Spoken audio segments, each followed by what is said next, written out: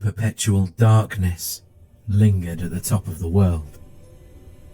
Thick ice, frigid air and snow covered the lifeless mountainscape.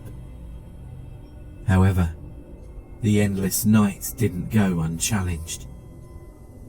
A single source of light illuminated the sky and drove back the darkness. Nestled between two snow-covered mountains, a little cottage sat, with puffy, billowing smoke rising from its chimney. Ignoring the fact the nearest civilization was thousands of miles away. To the casual eye, the house was simply a warm and welcoming home. Still, one might ask themselves, what an odd thing to find in such a bleak place. How could such a thing come to be?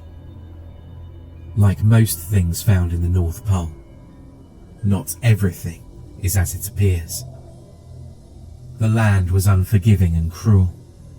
It could take your life within minutes. Only a select number of creatures were given permission to live in this harsh and relentless wilderness. All others who entered this domain did so of their own accord, such as the residents of this tiny little home. However, these individuals were like no other, and with a little bit of magic at their disposal, they lived happy and joyful lives. At first glance, it would appear it was nothing more than a simple, ordinary home, inhabited by an elderly couple who loved each other dearly. If this were your conclusion, you'd be mistaken. In reality, a magical secret existed below. For the small house was much more than meets the eye. The little house was not just a home, but the tip of a mystical workshop hidden beneath the ice. For centuries, children around the world found joy from the efforts of the hidden workshop.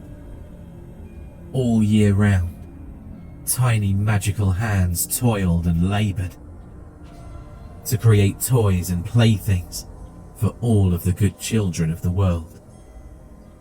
Elves, the last of the magical creatures from old, dwelt within its walls and used their mystical nature to create wondrous and joyful things for Christmas morning. 3 days after the winter solstice, the old man would put on his heavy coat and boots, take to the air, and deliver his Christmas joy to every last child. Like everything in the cosmos, there must be a balance. For every night, there must be a day. Every beginning has an end. And, with every kind child, there was a naughty little boy or girl to be found. Far below the bright lights, singing, and happy elves creating and building new and fantastic toys, there was another workshop. There, the warmth of the hearthstones could not reach. While the purpose of the upper workshop was to bring happiness, the other was dark and sterile. It too had a purpose. It was here where the masses of cheap and easily broken toys were made. There was no love put into these objects. Never would a child's eyes brighten with wonder and awe upon seeing these gifts on Christmas morning. In his wisdom, the old man knew that even a naughty child should not be forgotten during this time of goodwill. However, the old man was no fool, and had no desire to waste his resources on such unsatisfying tasks.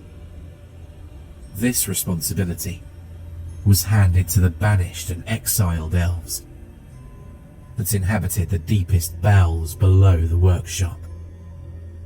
Those with selfish hearts and greedy desires.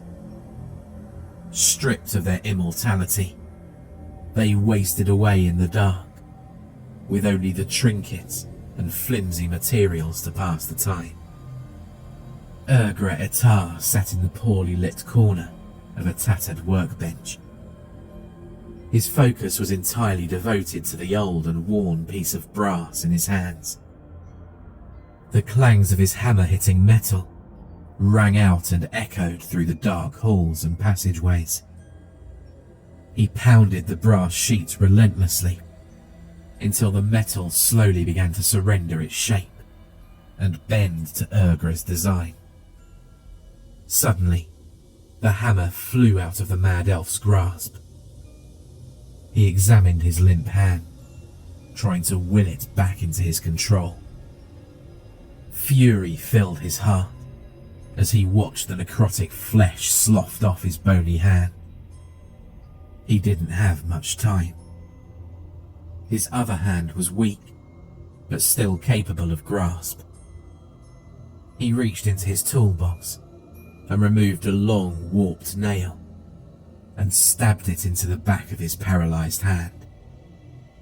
He pushed on the nail head until its tip broke through the skin and emerged through his palm. Immediately, the pain surged and shot up his arm.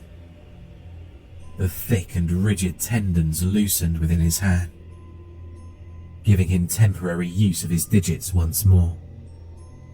The elf picked up his hammer and resumed moulding the shape of the brass plate. With each impact upon the brass, he poured his rage into his creation. How ironic that the product of his tireless work was meant for the ones he hated the most. His deteriorating body was fading fast. He possessed just enough magic to fuel the curse he would cast upon the object. When finished, his gift would be placed with the other junk toys and cheap trinkets. It would make its way to them and find a child on Christmas morning. The curse will take hold and slowly begin tearing apart their lives. It will channel their essence back to him and reignite his immortality. The object would pass from one child, then to another, century after century. He had just enough magic left to evoke his curse. Ergra had once lived and worked above. Like any other elf before him, he loved nothing more than to create beautiful and wondrous toys and gizmos. However, in his heart, he wished that he could keep some of his creations for himself. One day, his eyes fell upon a beautiful music box his friend Dalela had created. The music box was extraordinary, meant as a gift to a king's firstborn. It was magnificent. Crafted from oak wood, it bore an elaborate gold design on each of its sides. When opened, a figurine of 3 children danced hand in hand to a beautiful lullaby around a magnificent Christmas tree. Ergra Etar had never desired anything more in his entire life.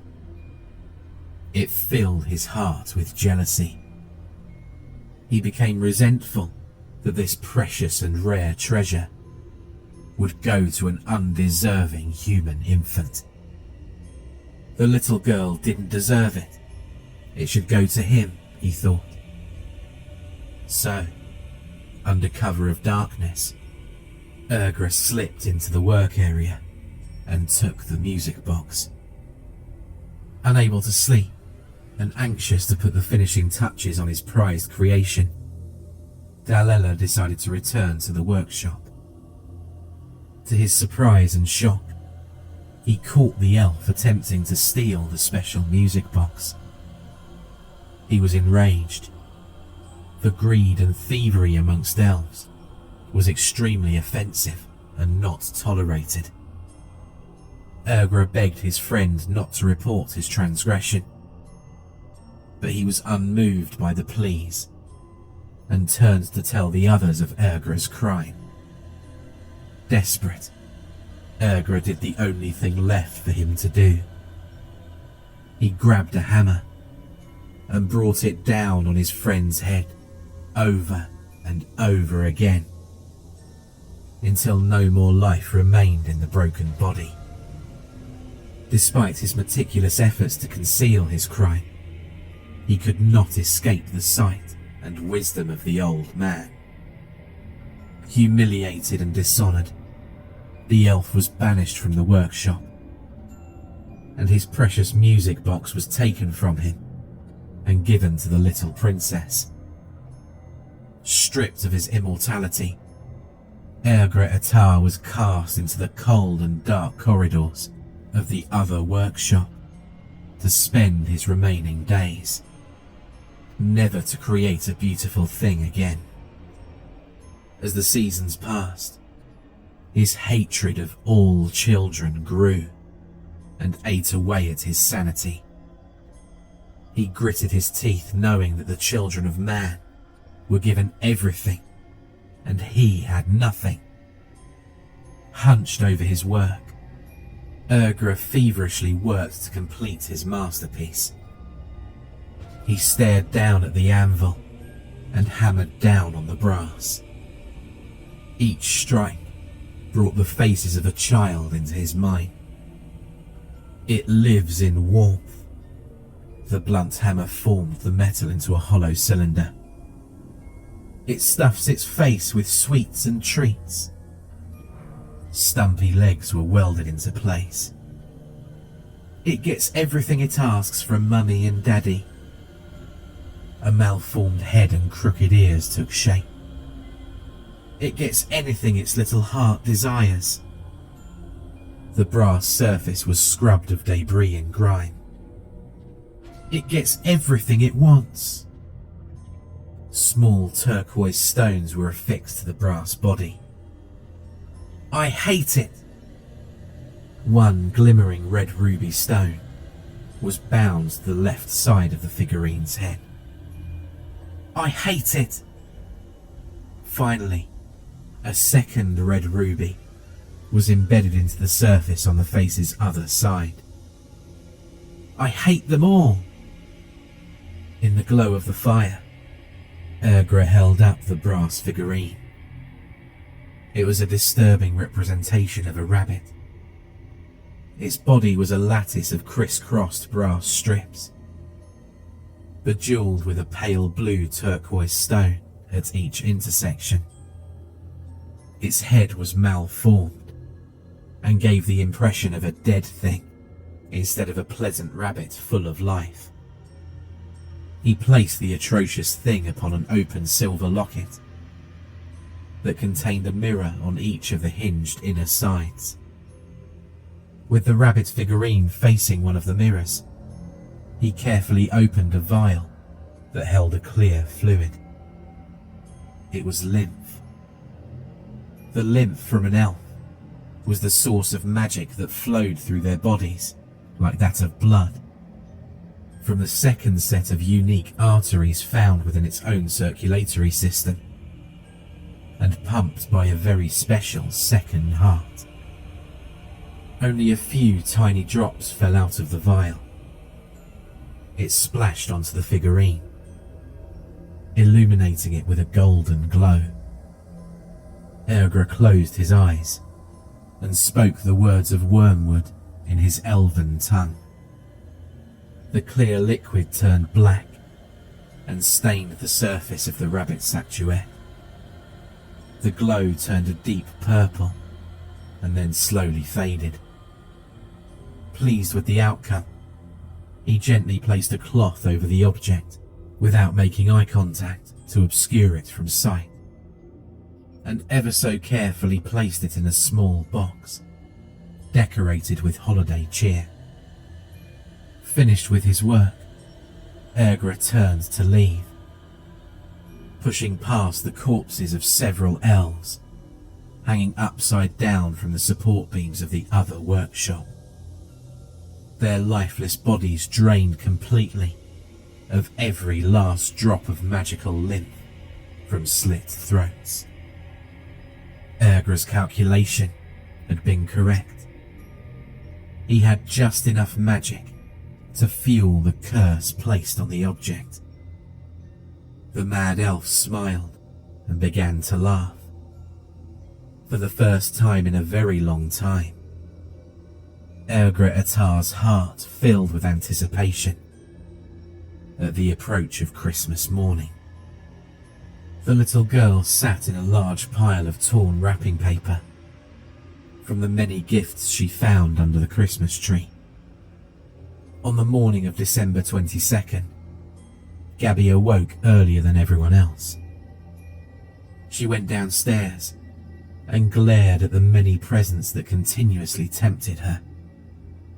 It was as if they teased and mocked her every time she looked at the colourful and beautiful wrapping paper. She'd received such a terrible scolding from her parents, but she couldn't wait any longer. At first, it would be only one gift she opened. Then it became two, then another and another. Before she knew it, all of her presents had been opened. Despite getting everything she asked for, the desire for more still wasn't satisfied. When Gabby stood, a small gift next to the base of the Christmas tree caught her eye. She could have sworn it hadn't been there before. The wrapping paper was worn and yellowed with age. Written in big words was a tag that said, "To Gabriella." It was like no other, and she surely would have seen it before now. Puzzled, she removed the wrapping paper and found a box that contained a smaller sealed box and a scroll. She opened the scroll and read, "Congratulations, lucky one. You are the proud owner of Pepe, the rabbit. Pepe loves you and will be your best friend in the whole world. Pepe is a friend like no other, and he'll give you everything your heart desires. To be Pepe's friend, you must listen to him and never disobey the following instructions. Number 1. Place Pepe on his locket, facing the mirror. 2. Never look Pepe in the eyes. He's ever so bashful and only likes to see you through his mirror. Number 3. You may ask anything of Pepe 3 times. In 3 days' time, he'll grant any and all that you asked of him. Number 4. Never look Pepe in the eyes. It bears repeating. He does not like it and will be upset if you disobey this rule. Remember, lucky little boy or girl, Pepe loves you. He loves you more than anyone else in the whole wide world. Pepe will make sure that no one will hurt you ever again. And if you love Pepe, you will listen to him and do whatever he asks of you. Pepe loves you, and no one can ever come between you and him. Pepe loves you." Little did she know on that cold December morning that Pepe would be the last friend that she ever had.